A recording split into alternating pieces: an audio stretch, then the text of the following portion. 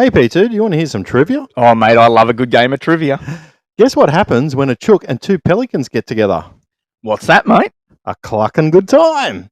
That's right, you pelicans. The wobbly chook has jumped on board, keeping the bird presence strong.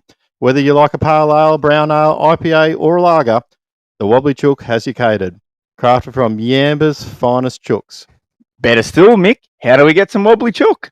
That's easy, P2. Jump online at www.wobblychookbrewingco.com or pop into 26 Cole Street in the heart of Yamba. And have a clucking good time. Cluck out. Cuckoo! Always remember, don't be a mud gudgeon and drink responsibly. Welcome back to another episode of the Two Pelicans podcast. So you would have just missed that. G'day, you pelicans.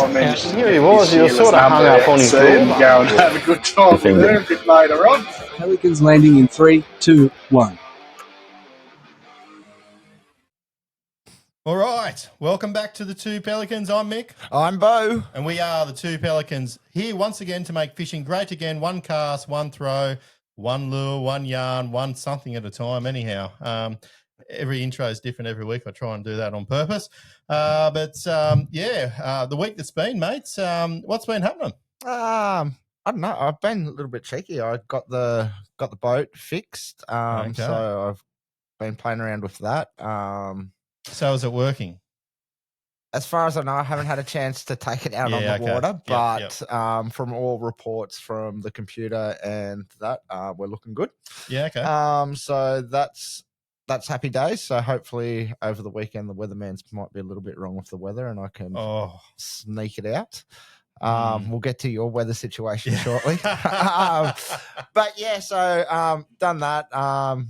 Now I'm just playing around. I've got some crappy e-foam or something flooring all throughout the boat.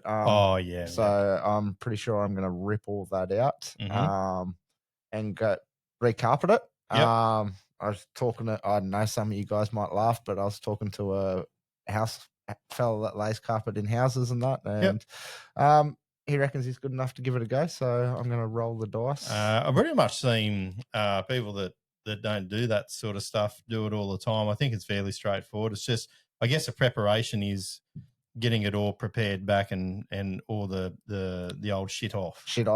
That's really the key.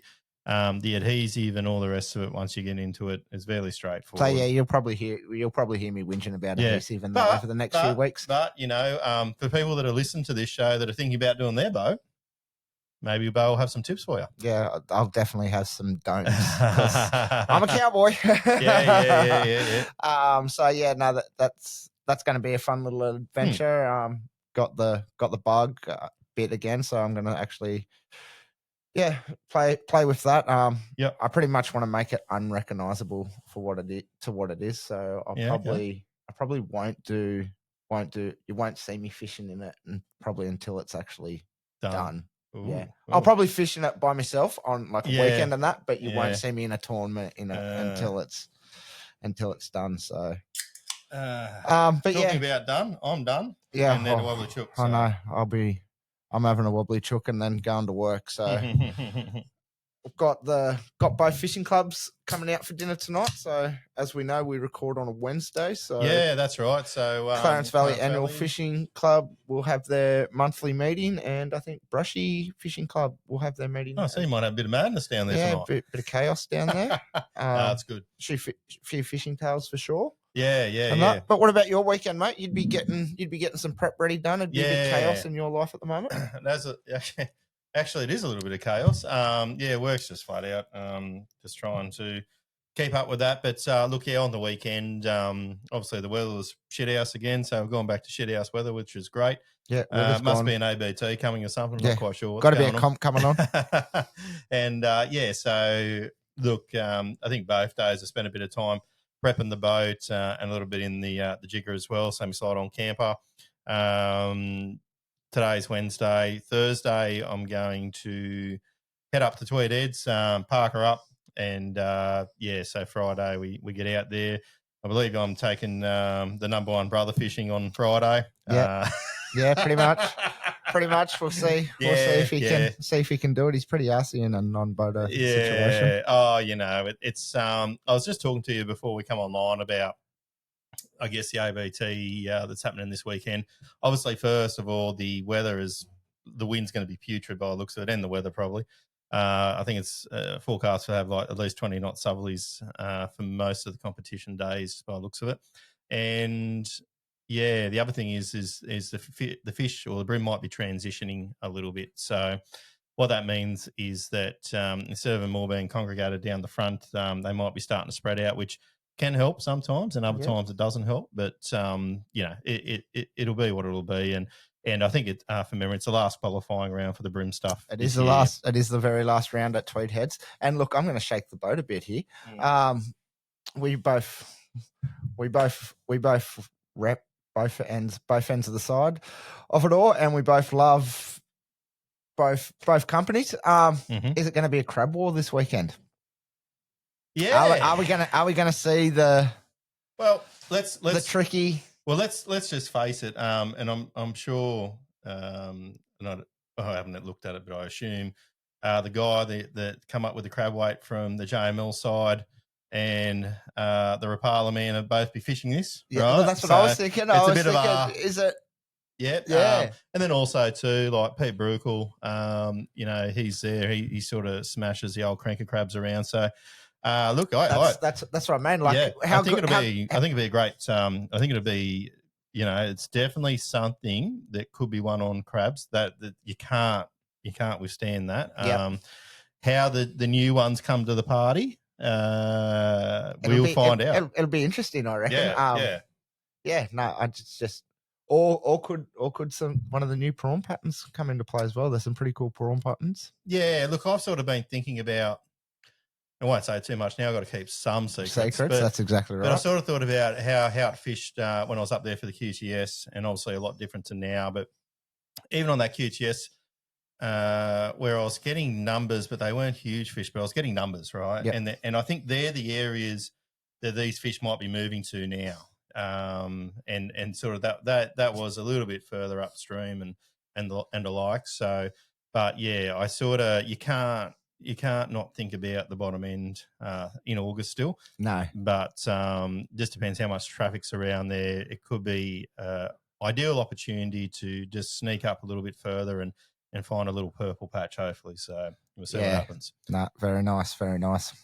All right. So, mate, I think that was me for the week. I haven't really done anything exciting as usual. I try not to do too much exciting, but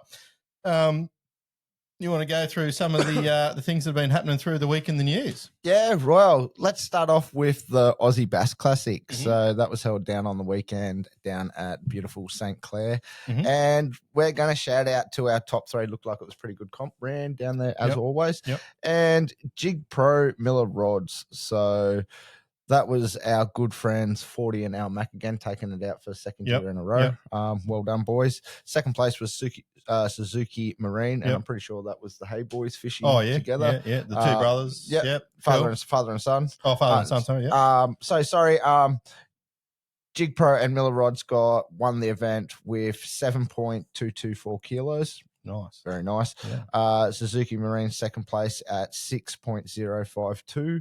Mm-hmm. And then guys coming in third place, Duff Rods. And I'm scared to say who it is because there's two Duff Rods and I'm not sure who it was because so I'm not going to remind us. Yeah, that's it. Someone will shout out. So boys, Duff Rods are 5.826 kilos. So St. Clair fishing pretty well. Looked really from the results that I saw, it looked really strong on the first day. Yep. And a little bit tough on the second day. But top three guys got it done very comfortably. Yeah. Also, guys, don't forget our shirts are on sale. $40. I haven't told you this, but I've started getting rid of some, which is good. Beautiful, nice. And also for the ABT this weekend, I'll definitely have some around the Tweed round there. So if you are interested, we'll just put a quick post up at some stage just saying that we do have them there, $40. Obviously, won't worry about the postage. And I'll definitely be taking a few of each sizes, everything from medium to super fat bastard. So, nice. And the super fat bastard is true size as well. So, and also we had the QFFT. Yeah. How do you pronounce that damn? It was the W. I'm not even. Warlow? No, it wasn't. No, it was. I don't know. I missed the memo. I did. Was this a singles round? Yep. Okay, cool. I did see something somewhere, but yeah. So top three shout outs for that as well. Mick Johnson, 13.05 kilos. Matt Johnson, second place at 12.88 kilos. And Jordan Stoddart at 10.69 kilos. Little funny fact here, the two Johnson boys were fishing together out of Maddie's boat, and Mick was nonny, and yeah. Cheeky bugger snuck away with the win from the back. We love that. Righto. Very cheeky. No doubt they would have been both at the front, jerk baiting like crazy. Yeah. A couple of jerks doing their thing, and produce some absolute pigs of fish. So yeah, very nice as well. Shout out to my little comp, Bass Electrics, coming up on the August 23rd at Mugra. Proudly sponsored by Baramba Lewis. So, yeah, if you're interested in doing that event, jump on to basselectrics.com.au. Send us an email through there. And, yeah, we'll answer any questions as well, also on Facebook. Cool little fun thing that I did see this afternoon is that in Yamba, here we go. Yeah. So, Thunderbird, a $7.6 million floating command center. So Yamba Welding and Engineering and Harwood Polaris Marine Dockyard is helping collaborate this new $7.6 million rescue boat that's going to be. Can we sort of say it's like a in the Star Wars scheme of things, it's a Star Destroyer? Is that what we'd call that? Yeah. Yeah, definitely. It'll definitely come save my ass if I need it out at sea. Put it that way. Or blow you up one or the other. I feel a lot safer. I tell you what, if it was coming at me and I was fishing at sea bottom bouncing, now the corner of my eye I saw it coming towards me, I'd probably shit myself and think it was a small Navy boat coming to shoot me down. And thinking that we're doing drug runs or something out off mini waters. Yeah. Well, that stuff happens quite a bit, doesn't it, really? Yeah. I've seen a few things fired up over the years. Yeah, no, that's correct. And bodies as well. So, yeah, mate, that's pretty much my news running out there throughout the week. Yep. But, yeah, we're very excited about what will be happening for this weekend with ABT at Tweed Heads. Yeah, mate. It will be interesting. Like I said, it will be anyone's game. There's some hammers that are obviously fishing. I think a few guys that fish the QTS that were probably a little bit disappointed with how they went in that a month or so ago will now probably be in the prime position. And I think someone I think Bernie Con might have come second in that from memory. I feel like he was probably holding probably the winning ways that you'll probably need to unlock that river. Yep. But not to withstand that, other guys out there like Jamie, like Steve, and a hell of a lot of other guys there as well. It could be really anyone could win this. Yeah, that's the honest truth. And so I'm gonna sing out to my little mud gudgeon of the week this week. Yeah, I got a muddy. And it's me. I went for a sneaky little fish on foot. Up a little mountain stream, just seeing if the bass are active up there. Yep. Like, this is a spot that is kilometers away. So if there's bass up there, they're not spawning fish. Yep. And silly me has went. Well, this has scared the shit out of me to begin with. I was really tight. There's a bit of lantana over the top, and I was struggling to do side cast, undercast. I was trying to bow flick and all that as well. And it just wasn't happening. Yep. And so I got the shits and I went to go over the top. Yeah, well, this is where it gets interesting. I hit something. And I was like, ooh, that's weird. Well, silly Maze went, well, if I've hit something, we're going. It's coming. So I've went pull a tour, bang, splash on the water, and I was like, ooh, what was that? It was your rod? No. Yeah. Somehow I've got a baby green tree snake, hooked it.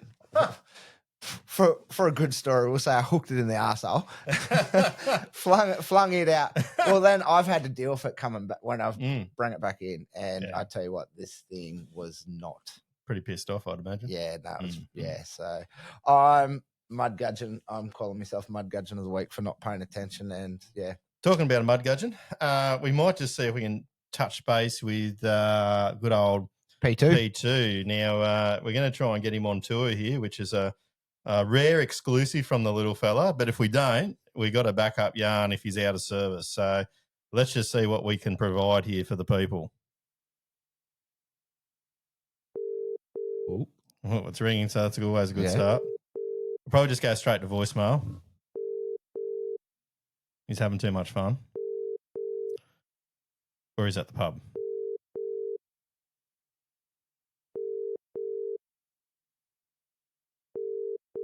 I'm about to give up on you. Chook out. Hi, you've reached Joey. I'm currently unavailable and can't take your call. Please leave your name and your number, and I'll try and get back to you. Hey, mate, we did call like we said, but you're probably having too much fun, so we're just going to go to plan B. I'll talk to you another time and behave yourself up there. Roger, copy out. Right, let's just go straight to the convo. His little weekly wisdom of the week. While that's quickly loading, snake got away. Yep. Sorry, I've cut your story. Yeah, it's all good. Sorry, man. I just wanted to put it out there before we got bombarded by some Karens or something out there going, what about the snake? Yeah. Snake got away. He was bleeding a little bit, but yeah. That's all right. I'm going to be the first time a snake's been cut. No. Anyhow, we'll just get into this little fella here. Yeah, right, I do that. Play. Yeah. Coming in hot. Hello, gentlemen. P2 here with his weekly wisdom, and it's a bit of a freaking angry one. Mate, I got a bit of 80Ks, old Corbett and I got a bit of 80K leading up to my house, and the L platers do their tests around there and stuff, which is fine. It's a 2-minute drive where you got to sit behind an L plater. Should we answer this? Yeah, answer. Boy, we just went to plan B. What are you doing?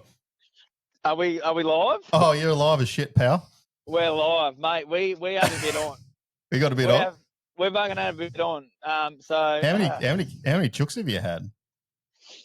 We've had about I'm going to say 10 bear chooks. 10 brown chooks. So, yeah. So look, P2's weekly wisdom here. We're currently walking out on the headland here at 1770. Beautiful place. And my weekly wisdom is, I was hoping to still call you from the water, but things changed because there's a thing called weather, and it went to shit. Oh, so it's gone to shit up there already. It's shit. Right. But that's okay. So look, weekly wisdom is, if you're a young bloke out there and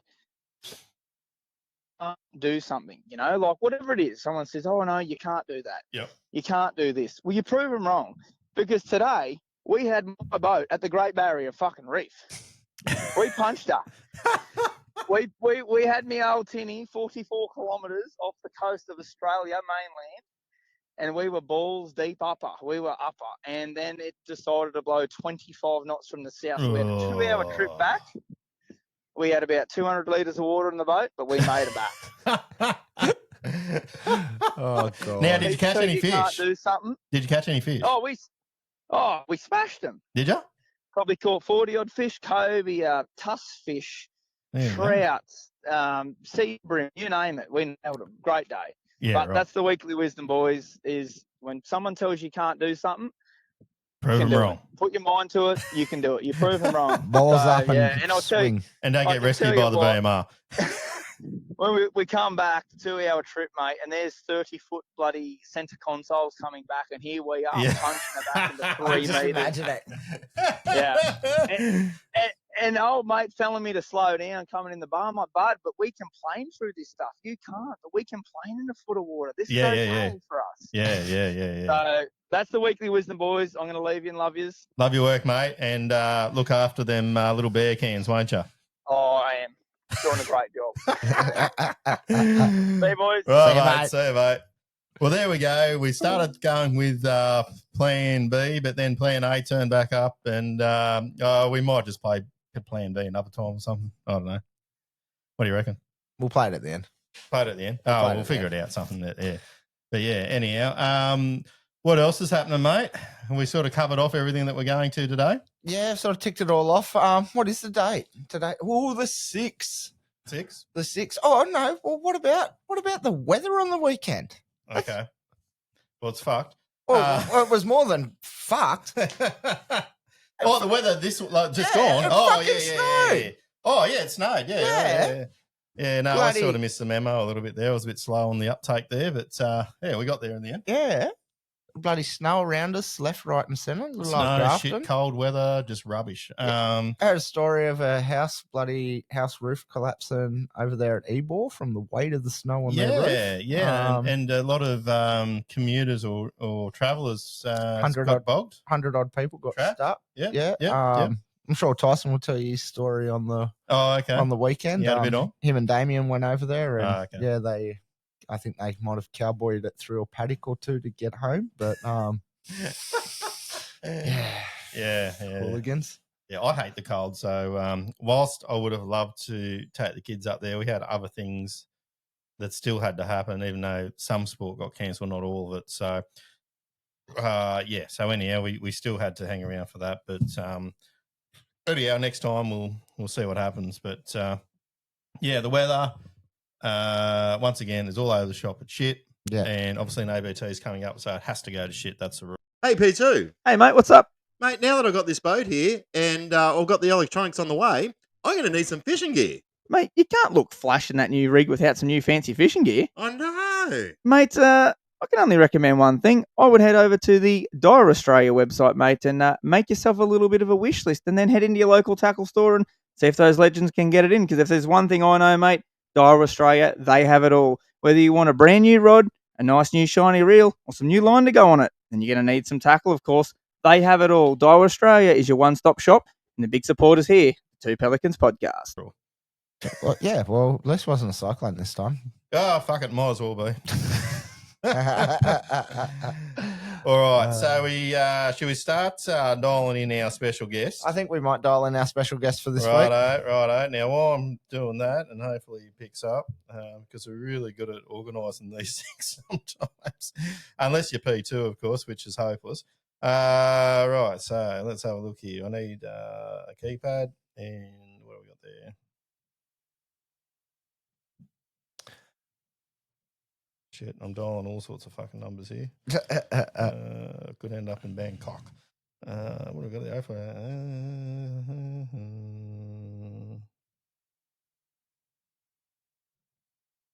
Okay, I think this is right.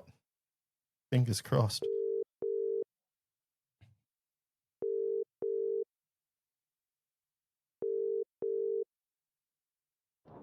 Hello. Is that Coney? What's going on? Yes, it is. Good. I'm just worried. I actually thought I might have dialed another number from Bangkok or whatever. But, mate, you're live on the Two Pelicans podcast here, mate. How you going? You on the tractor or?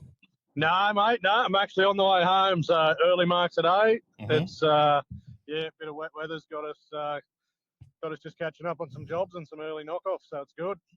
Yeah, okay. Look, and just for if you're a first-time listener or just joined us recently, we've had Coney on before many, many moons ago, but now we're here to talk about some other things. But, mate, for the people that don't know who you are, tell us a little bit about yourself. Mate, I'm just a ranger from out in the country that loves tournament fishing pretty well. Yeah. I say it how it is, and that offends some people, and some people like it. So it is what it is, and you get what you get with me. Yeah, that's all right. We come across that on this show a little bit as well, so that's okay.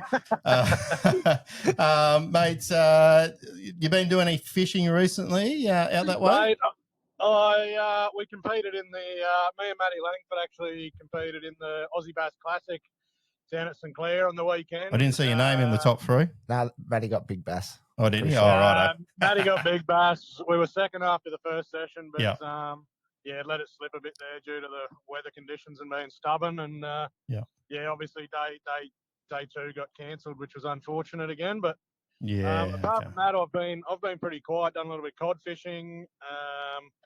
But not a whole heap since Glenbourne ABT really. Yeah. And how's the rain and the weather been out in your little neck of the woods there? Has it sort of settled down? Were you affected by the floods that happened earlier this year? It wasn't too bad. We missed like a majority of the big stuff. We just flood fences and that at work. It's not too bad. But everything's just still sopping wet out here at the moment. It's we can't get on the fields or anything like that. It's good to see. It's lining up to make it a good spring, but I'm just not a fan of the mud. And just like I say, Glenbourne's, I think it's back to about 116%. Wow. So everyone's watching it. So fingers and toes and everything crossed to hope it doesn't go over. St Clair's obviously running over again. So that's definitely going to hurt that place. But look, there's still plenty of fish there to be caught. So. And I guess this sort of leads me into my next question is like, how have you seen the bass fishing down that way this year because of the extra rain? Has it been tougher? Has it been better? Has it just been a different bite in general? How have you sort of seen it over the year?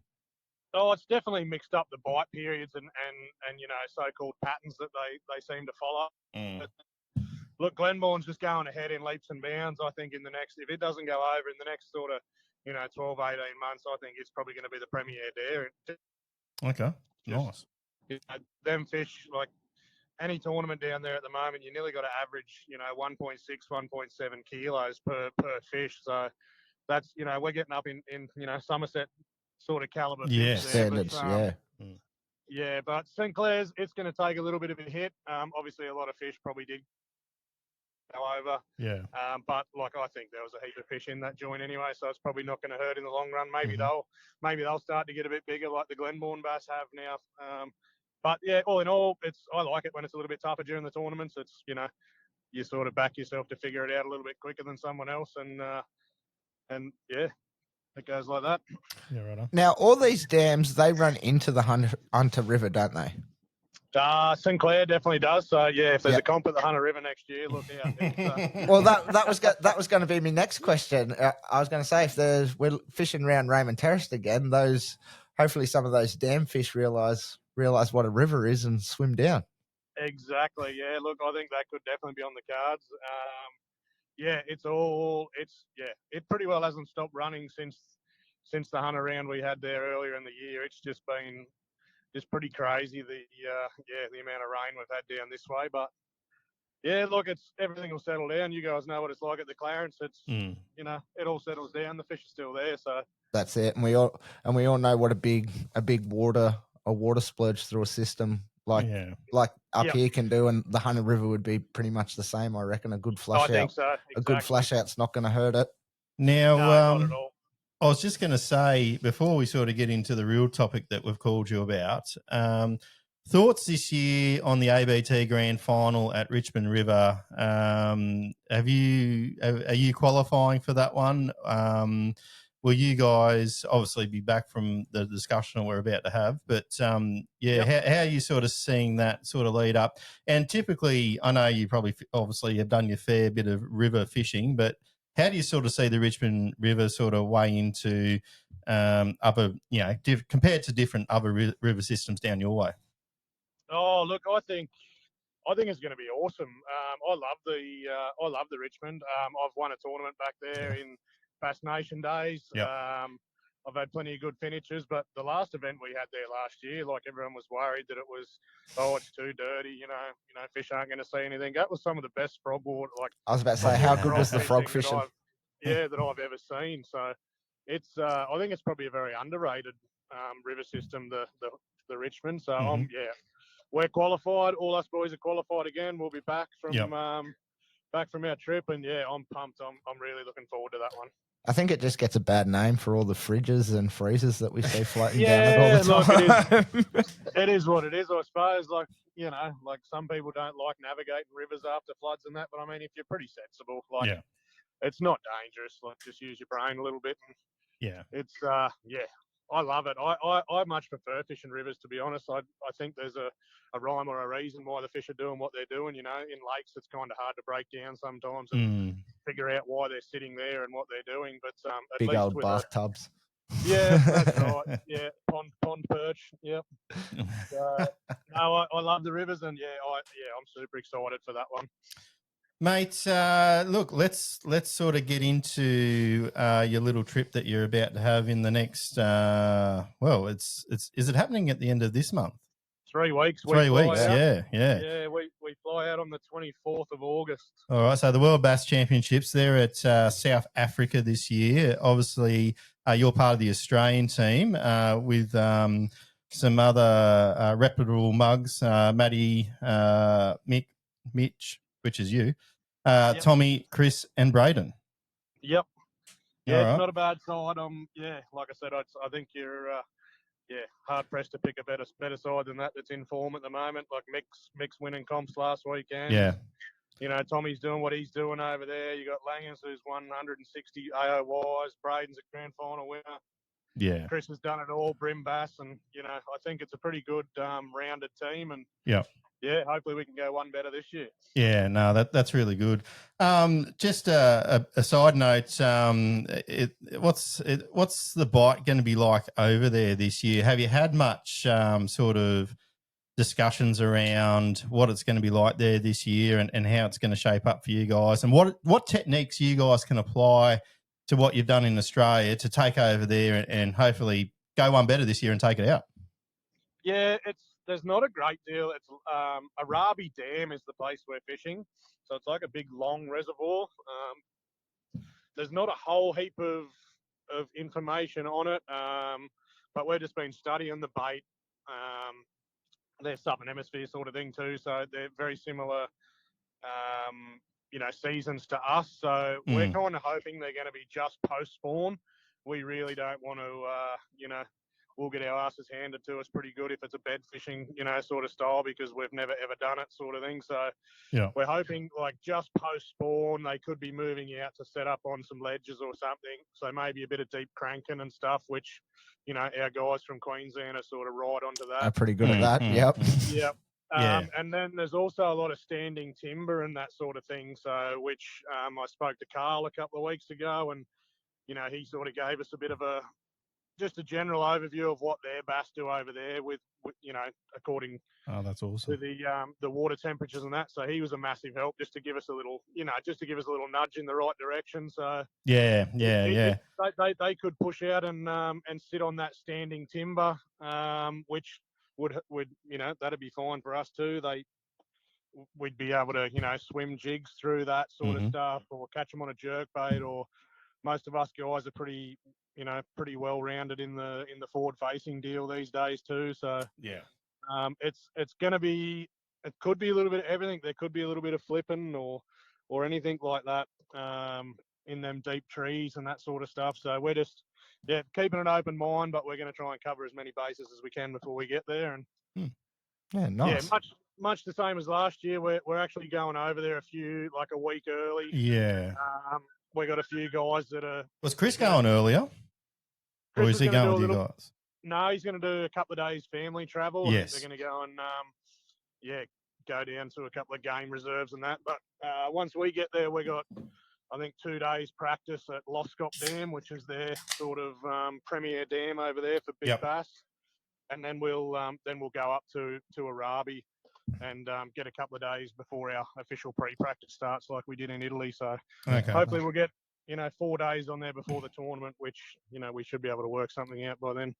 Okay. As a team, have you guys sort of discussed, can anything change or lessons learnt probably from your time over there in Italy last year that you're sort of putting towards this particular comp? Yeah, not so much. We were pretty good as a team, and being able to talk the whole time through the tournament, that allows us to, learn on the fly and yeah, Adjust, call the boys, adjust call the quickly. boys over. Adjust quickly. Yeah, so we didn't. Yeah, there's not going to be too many changes. It's just about that. Them 4 days practice is just to get everyone up to speed. If someone's not up to speed, then we can look at changing the teams around and that sort of thing. Because once the tournament starts, you can't change your partner. So you sort of you're locked into that other person you're that was fishing going to be my next question. Are you guys going to keep the same partners that you had last year at Italy, or are you going to get over there, have a fish, and then work out? Or play paper, scissors, rock. Yeah. throw names in the hat. Throw names in the hat and go. All right. No, Drop your keys in the bowl. At this stage, I think it'll be the same teams. That's how we'll start practice and everything. But as I said, during practice, if someone's not picking up on a certain technique or something like that, if someone's on fire and someone's not, then we'll switch a couple of guys up. And as I said, it's all team orientated. No one's no one's bigger than the team, so we'll just do what we need to do. And I have to say, look, you guys are probably well skilled in all types of techniques and all that. And I think you guys would know each other's strengths as well. So you know probably who's going to align with who in particular ways and techniques. And that obviously you've had that bit of experience obviously going away in that last year. And obviously most of you guys, I mean, Tommy's away at the moment, but most of you guys are in and out, sort of touching base or fishing at comps. Some are used together, some are, you'll catch up in other times. So it must be good to know that or good to have that sort of on the side camaraderie, but knowing that you're working to something as big as this as well. Exactly. No, that's spot on. It's as I said, the biggest thing with this team is you need to be able to work together. So that's what worked, so well for us in Italy, and that's why some of the other teams did struggle a little bit. Like you could have a look at the results, and they'd have 2 teams that were really good and one team that wasn't so crash hot. And we don't know if they weren't helping each other as much, sort of thing. But in 2019, when we were in South Africa, it was exactly the same. No team did outstanding, but no team did bad, and that was how we slid into the silver medal again. So we got a pretty good sort of written game plan, and we'll just we've got a blueprint, so we'll just try and build off that, and hopefully finish one spot higher. Do you think this year with the other countries you've got a target on your back? Oh, definitely. Yeah, without a doubt. Like, before maybe USA be pretty pissed off. Maybe slid in as a bit of an underdog, not really looked at, and now just went boom. Here we are. Yeah, as of day 2 in Italy, you could tell how many guys were watching us. It was we're definitely on their radar now. Like I know myself and Langers, we had the area we fished there for the tournament, we had no one, and then on the last day there was 5 boats started where we were. So the guys watch, they know what's up. So we're gonna have a target on our back this year. But so are the Americans, so are the South Africans. So yeah. Mate, look, I had a bit of time there with Chris up at AFTA, and he sort of explained to me that this trip for all you guys has substantially become more expensive. Do you want to sort of talk a little bit through that and just tell us how you guys have been going to financially get to that point? Yeah, like it is expensive. I think we roughly worked out some sums last year for Italy, and I think it was about 55 grand for the for the just roughly for the 6 of us. But this year, we haven't sort of gone over complete numbers and that, but as I said, because like we are taking this seriously, so we're doing a little bit of pre-practice before we get there. So we've got to hire boats and more accommodation for that. That's upwards of sort of 7 grand sort of thing for that, and then we've got the tournament, which is about, I think it's about $4,500 entry fee for each of us. And then obviously there's just the hidden costs like car hire, plane tickets over there. I think it was about $2,200 return or something like that. So it all does add up pretty quick. But as I said, it's something we're passionate about. We're not whinging about it. Moving forward, we're going to hopefully get it to a position where we can get a bit of government funding and that sort of stuff. But at the moment, we just we'll try and do a few fundraisers and we're about to launch another raffle, so we've got plenty of good sponsors behind us that we I don't think they really appreciate how much we appreciate them. It is huge. It's huge, but it's quite expensive, but like I said, at the end of the day, it's our passion, so we'll do what we can to fuel it. Well, look, we've spoken about this before with Chris, and we actually had Byron T. Hill on there a couple of weeks ago around, how in these situations, how can there be better funding? And you bring up a pretty valid point around, is there government funding for this? It is a sport. It's not one that's really, I would say, probably well recognised in Australia. That it's something no one really does this full time, right? So, and if you do, you're probably working in the industry somewhere else to make up the other half of it. But it's a really valid point. And look, just leading into that. Now, I was a few chooks deep there at Jupiter's, and we did run into Langers. And I use the word prostituting. I don't know how he felt about that. But Chris loved it when we said it to him. Yeah, Chris loved it. Chris was like, okay, well, he's a captain, so whatever the captain says, that's all good. But that's right. Obviously, what you guys are running currently at the moment. It's pretty bloody awesome. Let's talk about that.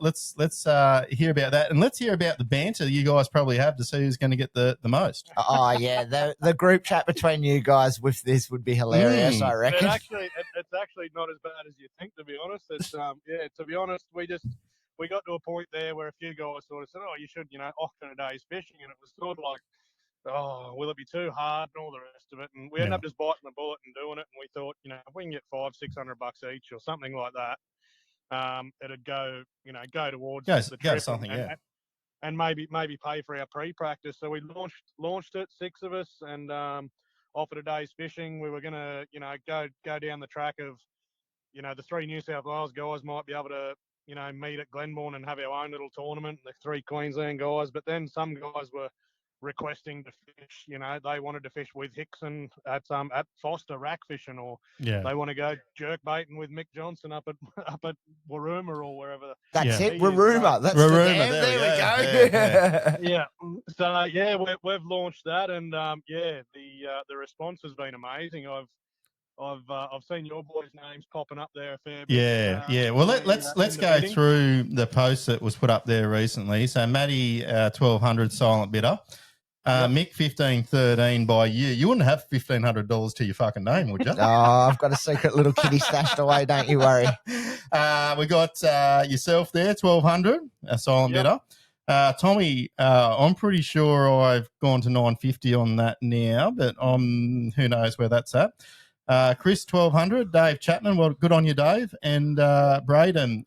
Very cheap at the moment, and. Look, if Tommy gets too dear, I might turn my eye to Braden. Bradley Grant. Braden's a steal. Yeah, Braden. Yeah. Yeah, he's an absolute steal at that price. So I'm sure he won't last. But look, we're gonna run that for another week or so, and then as I said, hopefully we can line it up with everyone, go where they want to go, and it should be a really good fun time. Yeah, no, that's really good. You spoke about some of the raffles that you're doing or about to do. Do you just want to let the listeners know a little bit about what's sort of coming up in that, and obviously where they can find that? Yep. So just on our Facebook Team Australia World Bass Fishing, I think it is. We're gonna we'll launch the raffle there. It'll be the same as last year through raffle ticks, so it's nice and easy. Jump on. Yeah. That's good. Yeah. Actually, I bought some there last year. It was quite simple. It was actually really easy. Yep. That was the biggest thing we wanted. We'd no one wants to, you need to sign up and do this and all that. We just want it nice and simple because we're all fishermen. We all like it easy. But this year, Hobie's actually jumped on board and they're going to help us out. Great. So nice. A Hobie Compass, I think it is. Don't quote me on that. Yep. I think they're valued, recommended retail at, over $4,500. They're a good guy. I was about to say, yeah. We got buck and bass suits. We got $1,000 Manning River Marine. Yeah. There's a Fear My Heart store gift card there. The guys at Rapala have jumped on pen fishing, Daiwa combos, bait junkie packs. I think there's an FPV lithium battery on there, donated by M&J Auto. Yep. I think there's a couple of pairs of Costa sunglasses. I think there's that's going to be a big raffle. 16 or 17 prizes on there, and it'll be it's going to be good. Just to give back to the community again, and like I said, the sponsors have been amazing in donating that sort of stuff. And there's a couple of Harvey Norman. I think there's a Ninja barbecue or something on there as well. There's a bit more wider variety this year. So hopefully in the next couple of days. Samaki was another one. Samaki's got another big pack in there. Yep. But hopefully in the next week or so, we're going to launch that. It'll be available to the Victorians this year too. So last year we couldn't really get the Victorians involved, but but Chris has been working hard, and he's Queensland, New South Wales, and Victoria will all be able to buy them raffle tickets, and as I said, it'll go straight towards us to pay some bills that we're racking up. Yeah, look, and massive shout out to them suppliers as well, and company and tackle companies. That's talking to Chris, I think, and I may get this wrong, but your trips, I think individually have nearly gone up $5,000, if not a bit more. Yeah, that's about right. From what was originally sort of organised. So you had a bit of a curveball in there for one reason or another. But, obviously if all our listeners can buy a couple of tickets, that would be really, really helpful for these guys to go and execute first place this year.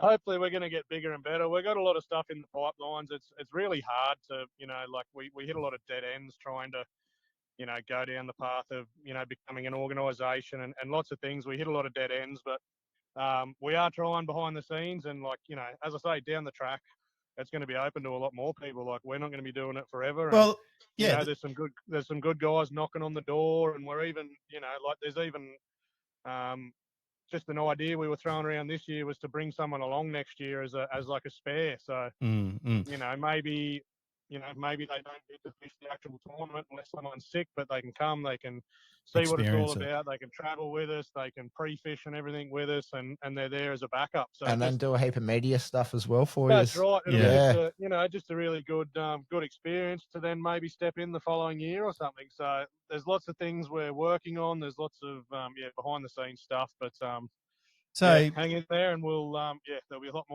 more to share in the next sort of 12 to 18 months. Wouldn't it be good to see in 5 or 10 years' time, I guess, the next generation coming through and actually and competing and continuously growing the sport, which we talk about a lot on this podcast about trying to grow this. Yes, okay, there's the tournament end, but just fishing in general. Like we want to see the next generation involved.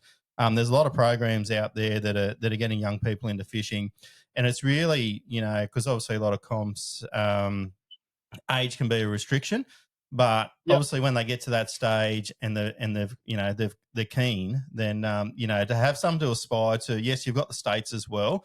But, if for whatever reason that's not your thing, to be able to go off and competing a world championship of some sort, not to mention you've got the Hobie stuff as well, but it's just another chink in the armour that would suit, I think, a better thing for general fishing for Australia.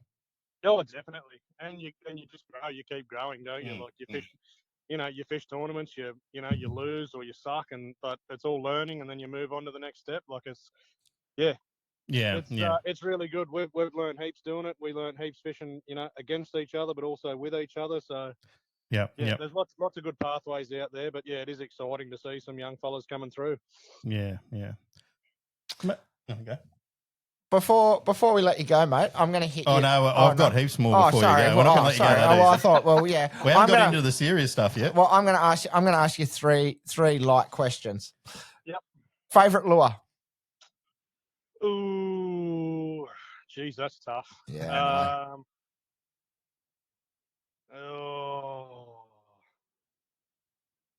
It's probably got to be a frog. Frog? Really? Yeah. Everything eats off the surface. Yeah, that's right. Favorite fish to target?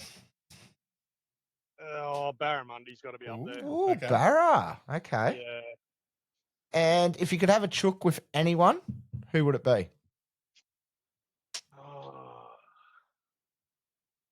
Mate, I'm going to say Joe Rogan. Rogan. Nice. Yeah, nice. Well done. Yeah. I reckon. Haven't heard his name before in these questions. But I was watching a thing the other day, and I've watched it a few times. I reckon it'd be pretty funny to do that sniff and salt with Joe Rogan. The crystals. Yeah, that looks deadly. Mate, yeah, so obviously you can sort of feel that we're really coming into the serious questions now. Who's got the worst habit in the team? Oh, Tommy Wood. Yes. Yeah. Can you tell us what it is? What is the habit? Is it? Oh, mate, there's so many. Tommy Wood is, I've never, like, he's just one of these guys that is just, he's so excited and just he loves it so much that he can't fake it, you know what I mean? Like that, you see him and just how he reacts and everything about getting excited and that, and you're like, some people are like, oh, geez, he's putting it on. Like, he's not. Like, it's... Sounds like someone else I know. Oh, he's just so good to be around. But one of the stories from Italy was when we got onto that chatterbait bite, we actually drove like 2.5 hours to a tackle store to, you know, to try and get a few more chatterbaits. And anyway, we get there. There's Zimbabweans, there's, you know, Italians behind the counter. The Americans are there, Wheeler and Martin and all that. Tommy runs straight up the end of the aisle and yells out to us, "Hey, boys, all the chatterbaits are already gone." Yeah. Thanks. Everyone knew that there was no chatterbaits around. And, yeah. Most serious competitor in the team? Oh, jeez. That's probably, no, I don't know. Game day, I get pretty serious. I think everyone's fairly serious come game day, to be honest. Is there any rod abuse? Maybe not Langford. It's just, yeah, he's just not much worries him. But yeah. But yeah, probably, yeah. I think we're all sort of, maybe not Tommy either, but or Braden. So maybe me, Mick, and Chris. Yeah, right. Now, I think I know what this answer is going to be. And this question we've asked Maddie and Chris, the biggest pest. Oh, look, I'm sure my name got thrown up there. I don't believe it, but I think it did between you and Tommy. Yeah, I'll have to say Tommy. I can't say. Yeah, Tommy's yeah. And just on a side note too, how good's he going over in the States there at the moment? Oh, awesome. Yeah. No, he's killing it. Yeah. It's good to see. He'll go a long way. Like I say, hopefully, I say he's got on to Mercer and that now. He's starting to make a bit of a name for himself and make waves over there. So yeah. Hopefully he can drum up enough money as well to sort of stay over there and give it a crack for a couple of years, because I'm sure a couple more years over there and yeah, there'll be 2 Aussies on the Elite Series for sure. Yeah. Righto. So the whole team goes into a nightclub. Who was the last person walking out? Mick Johnson. I was going to say that. I bet it's Johnson. We've already seen it. Yeah. Yeah. We might have seen that at after. Yeah, but he did just. Or a casino? Oh, it was a casino. Yeah. But he did just sneakily just sly away. Like he was there 1 minute, and I turned around and then he was gone. Probably to the next nightclub. Yeah. Stay away from Mick Johnson when his hat goes backwards. I actually did feel sorry for him because not for Mick, for Lenger's butt, because holy shit, he's like a tiddlick frog when he's on the juice. He just lays him back. It's like a mouthful. Of, a 7 does not do that man justice. No, that's the old bull rider coming out. Yeah. Mate, who's the worst flyer out of yous? I think we're all pretty good, to be honest. Yeah, okay. Yeah, I don't think there is a bad. No secret Valium drops. I got crook on the way to Italy. I think I got a dud chicken or something there, but I got crook on the way to Italy last year. But no, apart from that, everyone's pretty good. Yeah, okay, all right. Look, we might end them questions there now and let you get back to your life, probably preparing tackle and getting ready for this big event. There's lots of packing. Yep. Yeah. And look, just I guess before you go, let's just go back through the socials there for all our listeners to know where they can see how you're going, how you're tracking, what competitions are up, and trying to bid for a potential day in the boat with you guys. Yep. So the best place to get us is just our Facebook page, which is Team Australia Bass World Championships. Yep. It is all, everything you need to know will be on our Facebook page. We've got an Instagram page there too. If you scroll down, we've got individual people there that you can just click on, just comment if you want to put a bid on. We're going to share all our raffle stuff there as well. Yep.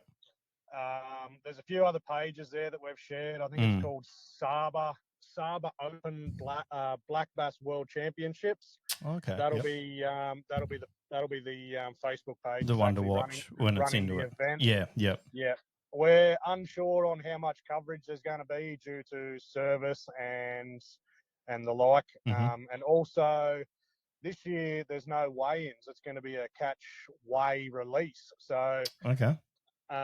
Maybe there will be a live scoreboard that that everyone can follow along with. That'll be cool if there's a live score. If there's a live scoreboard, that'll be awesome. Yeah, that would be good. So it's good. We'll keep everyone up to date as soon as we know. You'll know. Yeah. Emily Hickson's coming over with us again, so she's going to be our manager, media manager, and she did an unreal job last year. So just on a side note there to our listeners, watch the Billy Joel documentary. Very good insight to actually his wife having to manage him for a number of years. Very good bit of an insight there. But look, mate, we better let you go. One thing though, any particular chance of getting a sunscreen sponsor this year? Oh, mate, I've been trying. Banana boats for us a few times. And the last bit of tongue-in-cheek thing, it's sort of, I was curious, in the picture where you guys have got yourselves, you're sort of all holding fish or trophies or something, and Tommy's holding like maybe a fish bite. Chicken nugget. A chicken nugget. What's the story about that? It's a snail. It's a snail. Oh, a snail. It's a snail from Italy, yeah. Couldn't find a picture with a fish or a trophy or something? Oh, nothing recent. That's just Tommy. Everyone sort of brought on their cultural side to try the cuisine over there in Italy, and that snail, it almost ended up back on the table in a pile. It was he was not impressed with the snail. So. They're just like mushrooms. Oh, yeah. All right, so South Africa's zebra testicle or something? Look, there'll be something there for him. We'll stitch him up. I might start Googling South African delicacies that you can track down for him or something. Yeah, maybe warthog tongue or something like that. Yeah. Hey guys, you've been listening to Mitch Cone. Look, from our listeners and ourselves, best of luck for the competition. I hope it all goes well, and no doubt we'll catch up to you in the near future. Yeah, appreciate it, guys. Thanks for having me. Cheers. Thank you. Thanks, mate. Thanks. Bye. Yeah. Well, there you go, guys. Another great insight to one of the Team Australia World Bass Championship team members, and one of Australia's great top bass anglers as well. And just a good dude, just a good, honest dude, which, goes a long way, I think, in these sorts of things as well. So I hope what I would say is that if you've listened to this, if you're following their social medias, get out there, have a bid, put some money aside for the raffle. You've heard Mitch just talk about some of the things there, Hobie kayak, batteries, product, you name it. It's all going to be in that raffle. These guys really need our help. Yeah, exactly. We don't want to see this sort of run for about 2 or 3 years and it just fall on its head because we can't get the funding. And he's really brought a couple of points up in my head that sort of makes me go, well, if we're doing breakdancing in an Olympic sport, like what can we do for fishing? You know what I mean? But in also saying that, I think they're doing the right steps to get funding because you're not just going to get funding by putting your hand out. Maybe that's what breakdancing did. I don't know. Yeah. But these guys will have a solid paper trail to all the guys, support them to Chris, get it. and I'm sure his wife Emily are all working really hard behind the scenes to try and grow this, make it bigger and better. for years to come. And look, I think the general tournament population does really appreciate that, because there's a lot of work that's going on behind the scenes that it's just for love. No, exactly. Yeah. And look, I've been lucky enough to fish with Mitch. I've been lucky enough to be paired up with Mitch as a non-boater on beautiful Glenbourne. And look, mate, for $1,200, cheap. That's a bloody steal. Yeah. And look, all honesty, not putting any pressure on anyone, but like these guys should be going for $1,500 every day of the week. Every day of the week. Yeah. If not more. No, and that's it. Like it's not cheap to some of this money they're going to have to put in for this day. Fuel, gear, lures. That's exactly right. Everything was provided in the discussion. So it's easy. They could spend, depending on how many lures and line and all the rest of it, maybe $400 or $500 on a bad day, I suppose. Yeah, well, that's it. If I'd have to imagine if you go with Tommy and have to run up to the back end of Mondurun Dam. Oh well, if I'm taking Tyson, like I've seen how he ties knots some days. Like that goes 30 of mixed jerk baits. And look, we all know he's looked after by Rapala, but bloody hell, Morgo's pockets aren't that deep for Tyson. Anyway, but look, the guys are there. Jump on Facebook, put a bid underneath. It's that simple. Scroll down, find the highest bid, and put in a bid higher than that. And yeah, as you said, I think it's going to be running for probably about another 10 days, a week and a half, that. So yeah, get in. All right. So look, we're probably getting close to wrapping this up, but just one more honourable mention that comes to mind. We will draw the raffle for our after little prize pack. Thanks to all you Pelicans for commenting and getting involved there. Really appreciate that. And I think it's been our biggest show of support from you guys. So hats off to you guys. But who doesn't love free stuff? Who doesn't love? Now, full disclosure, you're still coming? Where? Bream fishing? No, that's right. No, I'm working. All right, no, that's fine. If you got spare time, do you want to run that comp? Or do you want me to do it when I get back? No, I'll run the comp. All right, so I'll put it up on Saturday. Winner will be announced Saturday. You've got till Friday. At Friday, 12 p.m. No. This will release Friday. Oh, yeah. Yeah. Make it Sunday. Sunday. Yeah, right. Yeah. On Sunday at 5 p.m. 5 p.m. You'll forget. 5 p.m. You'll forget. I'll put a thing on me. I'll put a thing on my phone. I'll be cooked by then. But someone will. If I forget, one of the listeners will message me with like, "What are you doing, you mud gudgeon?" Yeah. So we'll see if I'm next week's mud gudgeon again. No snakes. But yeah, no. So look, you've got till Saturday. I'll post it 5 p.m. on Sunday afternoon, and look, keep sharing, keep tagging. I'm loving. I think we were at like 76 or something. I think. Yeah. No, it was a really crazy good response. last time I looked. So yeah. And look, and don't forget, some of the stuff in that prize pack is after winning lures. Some of the stuff still hasn't been released yet. It's a banger. All right, guys, you've been listening to the Two Pelicans podcast. I'm Mick. I'm Bo. And we are the Two Pelicans. We'll see if this fucker can fish this weekend. Trivia? Oh. There we go. It still fucked it up. Happy dancing.